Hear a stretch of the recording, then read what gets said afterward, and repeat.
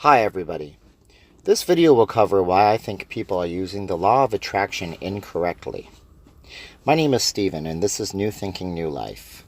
Please do me a favor, if you're listening and you like this video at any moment, leave a comment in the box, and if you want more videos from me, be sure to hit subscribe and then hit the little bell so it'll tell you when I upload new content. I plan on making a lot of content for you guys to help you out. So in this video, I'd like to take a moment to point out that I think a lot of people are using the law of attraction incorrectly. Having learned about the law of attraction years ago, I noticed that it comes down to some very simple aspects that are distilled down possibly a little too simplistically. It's easy for us to listen to The Secret or read the book or watch the movie and think ask, believe, and receive. And while this is true to some extent, the law of attraction can really be explained, in my opinion, more or less as the law of focus. Let me explain why the law of focus is just as important as ask, believe, and receive. What we focus on becomes our reality. I'm going to give you 3 different examples on how what we focus on becomes our reality, and you can share some examples below if you feel that you can add something to the discussion. Number 1, the example of being on a diet. Now, if a person goes on a diet and they're going on a proper diet, a weight loss diet that isn't going to leave them hungry all the time, and they focus on the end goal of being fit, having the six-pack stomach, or fitting into the pants that they always wanted, they're going to accomplish the diet because they're focusing on their end goals.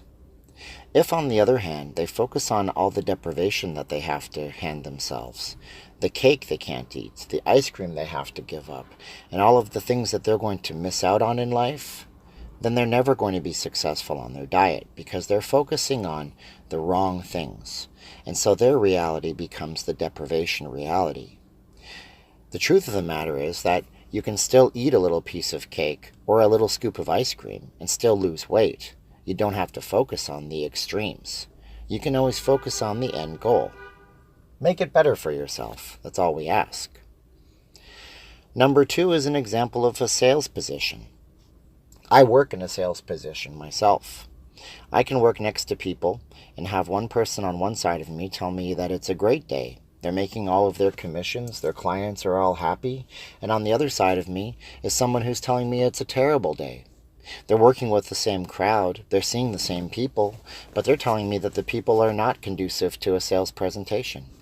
They're telling me that the people are ignoring them, it's a bad crowd, it's nasty, nobody wants the product. They're making up all sorts of excuses for why they can't make their money. They're focusing on the wrong thing. When I first started working here in Las Vegas in a timeshare business, I had no idea what I was doing. I didn't even know that conventions existed. When I found out that there was hundreds of thousands of people here at any given moment for conventions, my view and my focus started to change. Instead of seeing the nice crowd, I was seeing people here just for conventions. All of a sudden, it was a bad crowd. But 2 days ago, when I didn't know there was a convention here, it was a great crowd. So what's changed? My focus changed. I focused on the negative. When I didn't know any better, I was focusing on the positive. Changing your focus changes everything. 2 people, 50 feet apart, have very different professional sales results. The 3rd example I'll give you is driving down the street. Driving down the street of any big city in the world. You see all sorts of diversity. You see all sorts of things. What do you see if you drive down the street in a large city? Oftentimes you see homeless people. You see people living in cardboard boxes. You see panhandlers. You see people with mental instability and issues. You see people who need a lot of help. And if you showed up at your daily work and somebody asked you how your day was and what your drive-in was like, and you focused on the negative and you focused on all of those things, you might tell them that you had a terrible drive-in and your energy was in a bad place. Well, no, you would say that you were in a bad mood, because our moods are just our vibrational energies, of course. But if you drove down the street in the morning on the way to work and you focused on wonderful things, the mother pushing the newborn baby in a baby carriage, smiling from ear to ear, if you focused on the person on the street corner who looks wonderful, looks like they're starting a new job, or the sunny sky, or the birds building a nest. If you focused on the positive things driving to work, you'd show up to work in a great mood. People would ask you how your day was, and you'd say, your day was great so far, because you have focused on the positive. There's a saying in the English language about seeing the forest for the trees.